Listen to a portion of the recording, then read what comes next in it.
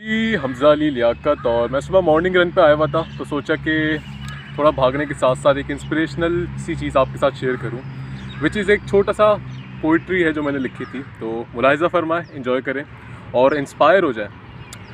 हर सुबह तुम्हें ये पैगाम देती है, हर सुबह तुम्हें ये पैगाम देती है कि अंधेरों के बाद उजाला ज़रूर होता है।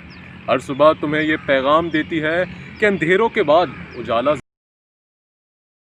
ज़रूर। अरे क्या हुआ जो एक बाजी हार गए, अरे क्या हुआ जो एक बाजी हार गए।